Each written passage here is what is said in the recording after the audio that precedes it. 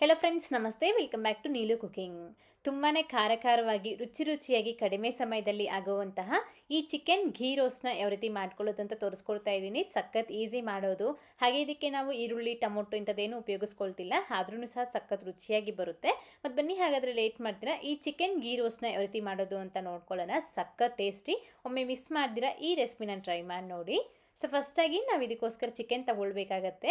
ನಾನಿಲ್ಲಿ 1 kg ಆಗುವಷ್ಟು ಚಿಕನ್ನ ತೊಗೊಂಡಿದ್ದೀನಿ. ಈ ಥರ ಚೆನ್ನಾಗಿ ವಾಶ್ ಮಾಡಿಬಿಟ್ಟು ಒಂದು ಅಗಲಿಕ್ಕಿರೋ ಪಾತ್ರೆಗೆ ಹಾಕಿ ಅದರಲ್ಲಿ ಒಂದು 1/4 ಟೀ ಸ್ಪೂನ್ ಆಗುವಷ್ಟು ಅರಿಶಿಣದ ಪುಡಿ, ರುಚಿಗೆ ತಗ್ಗಷ್ಟು ಉಪ್ಪು, ಹಾಗೆ ಒಂದು 4 ಟೇಬಲ್ ಸ್ಪೂನ್ ಆಗುವಷ್ಟು ಫ್ರೆಶ್ ಆಗಿರೋ ಮೊಸರು, 1 ಟೇಬಲ್ ಸ್ಪೂನ್ ತುಂಬ ಶುಂಠಿ ಬೆಳ್ಳುಳ್ಳಿ ಪೇಸ್ಟ್ನ ಹಾಕ್ಕೊಂಡು ನಾವು ಇದಕ್ಕೆ ಒಂದು 3 ಟೇಬಲ್ ಸ್ಪೂನ್ ಆಗುವಷ್ಟು ಎಣ್ಣೆ ಕೂಡ ಹಾಕ್ಕೊಂಡು ಚೆನ್ನಾಗಿ ಮಿಕ್ಸ್ ಮಾಡ್ಕೊಳ್ಬೇಕು. ನೀವು ಬೇಕು ಅಂತಂದರೆ ಇಲ್ಲಿ ಖಾರದ ಪುಡಿನೂ ಸಹ ಹಾಕ್ಕೊಳ್ಬೋದು. ಸೊ ಇಷ್ಟೆಲ್ಲ ಹಾಕ್ಕೊಂಡು ಚೆನ್ನಾಗಿ ಮಿಕ್ಸ್ ಮಾಡಿಬಿಟ್ಟು ಒಂದು ಪ್ಲೇಟ್ನ ಮುಚ್ಚಿ ಪಕ್ಕೆತ್ತಿಟ್ಕೊಳ್ಳಿ. ಸೊ ಇದು ಸ್ವಲ್ಪ ಹೊತ್ತು ಪಕ್ಕೆತ್ತಿಟ್ಕೊಳ್ಳಿ. ಇಷ್ಟರಲ್ಲಿ ನಾವು ಬೇರೆ ಇದಕ್ಕೆ ಬೇಕಾಗಿರೋ ಗೀ ರೋಸ್ಟಿಗೆ ಬೇಕಾಗಿರೋ ಮಸಾಲೆ ರೆಡಿ ಮಾಡ್ಕೊಳ್ಳೋಣ. ಸೊ ಅಷ್ಟರಲ್ಲಿ ನಮಗೆ ಚಿಕನ್ ಕೂಡ ಸ್ವಲ್ಪ ಉಪ್ಪನ್ನು ಚೆನ್ನಾಗಿ ಹಿಡಿಯುತ್ತೆ. ಸೊ ಚಿಕನ್ ಮ್ಯಾರಿನೇಟ್ ಆಗೋಷ್ಟರಲ್ಲಿ ನಾವೀಗ ಮಸಾಲೆ ಮಾಡ್ಕೊಳ್ಬೇಕು.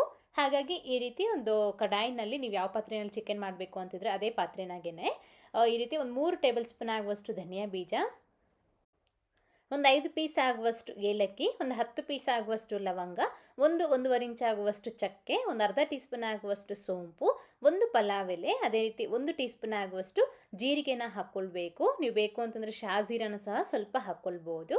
ಹಾಗೆ ಒಂದು 10 ಪೀಸ್ ಆಗುವಷ್ಟು ಗೋಡಂಬಿ, ಇಷ್ಟೆಲ್ಲ ಹಾಕ್ಕೊಂಡು ಸ್ವಲ್ಪ ಕಡಿಮೆ ಉರಿನಲ್ಲಿ ಮಾತ್ರ ಚೆನ್ನಾಗಿ ಗರಿಗರಿಯಾಗೋವರೆಗೂ ನಾವು ಇದೆಲ್ಲನೂ ಸಹ ಹುರ್ಕೊಳ್ಬೇಕಾಗತ್ತೆ.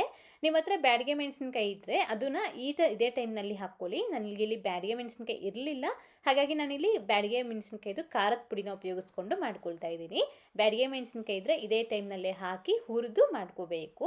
ಮತ್ತು ಇದರಲ್ಲಿ ಚೆನ್ನಾಗಿ ಹುರಿದಾದ್ಮೇಲೆ 1 ಟೀ ಸ್ಪೂನ್ ತುಂಬ ಈ ಗಸಗಸೆನ ಹಾಕ್ಕೊಂಡು ಸ್ವಲ್ಪ ಬೆಚ್ಚಗಾಗೋವರೆಗೂ ಹುರಿದು ಆನಂತರ ಇದನ್ನ ಎತ್ಕೊಂಡು ಒಂದು ಮಿಕ್ಸರ್ ಜಾರಿಗೆ ಹಾಕ್ಕೊಳ್ಳಿ.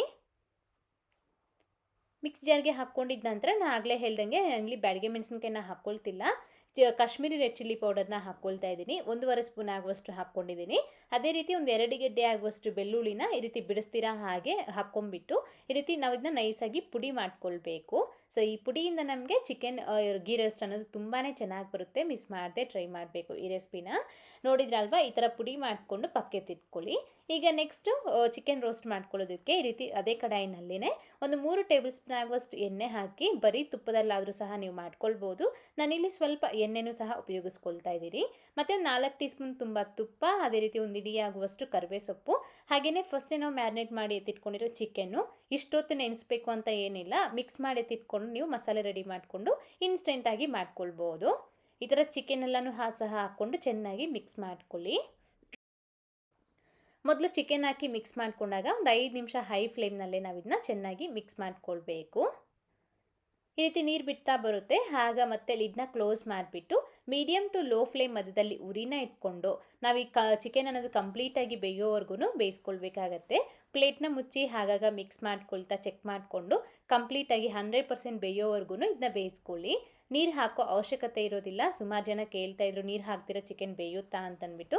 ಖಂಡಿತ ಬೇಯುತ್ತೆ, ಅದೇನು ಟೈಮ್ ಏನು ತಗೊಳ್ಳಲ್ಲ. ಮತ್ತು 15ರಿಂದ 20 ನಿಮಿಷ ಒಳಗಡೆ ನಮಗೆ ಬೆಂದೋಗ್ಬಿಡತ್ತೆ.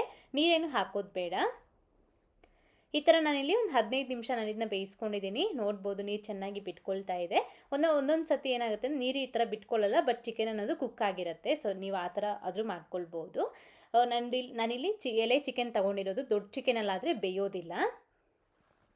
ದೊಡ್ಡ ಚಿಕನಲ್ಲಿ ಮಾಡೋದಾದರೆ ನೀವು ಚಿಕನ್ನ ಫಸ್ಟ್ ಬೇಯಿಸ್ಕೊಂಡು ನಂತರ ಮಾಡ್ಕೋಬೇಕಾಗತ್ತೆ. ಕುಕ್ಕರಲ್ಲಿ ಹಾಕಿ ಬೇಯಿಸಿ ನಂತರ ಮಾಡ್ಕೊಳ್ಬೇಕು. ನೋಡ್ಬೋದು, ಈ ಥರ ಚಿಕನ್ ನಮಗೆ ಸಾಫ್ಟಾಗಿ ಬೆಂದೋಗ್ಬಿಟ್ಟಿರುತ್ತೆ. ಸೊ ಈ ಸ್ಟೇಜ್ನಲ್ಲಿ ಇದಕ್ಕೆ ಫಸ್ಟೇ ನಾವು ಪ್ರಿಪೇರ್ ಮಾಡ್ಕೊಂಡಿರೋ ಈ ಮಸಾಲೆನ ಹಾಕ್ಕೊಳ್ಬೇಕು. ಮಸಾಲೆ ಹಾಕಿ ಒಮ್ಮೆ ನೀಟಾಗಿ ಮಿಕ್ಸ್ ಮಾಡ್ಕೊಂಡ್ಬಿಟ್ಟು ಮತ್ತೆ ಇದರಲ್ಲಿ ಸ್ವಲ್ಪ ಖಾರದ ಪುಡಿನ ಹಾಕ್ಕೊಳ್ತಾ ಇದ್ದೀನಿ. ಖಾರಕ್ಕಾಗಿ ಆಗಲೇ ನಾನಿಲ್ಲಿ ಕಾಶ್ಮೀರಿ ಚಿಲ್ಲಿ ಪೌಡರ್ನ ಹಾಕ್ಕೊಂಡಿದ್ದೀನಿ. ಅದು ಅಷ್ಟು ಖಾರ ಇರೋದಿಲ್ಲ, ಹಾಗಾಗಿ ನಾನಿಲ್ಲಿ ಸ್ಪೈಸಿ ಖಾರದ ಪುಡಿನ ಸ್ವಲ್ಪ ಹಾಕ್ಕೊಂಡಿದ್ದೀನಿ.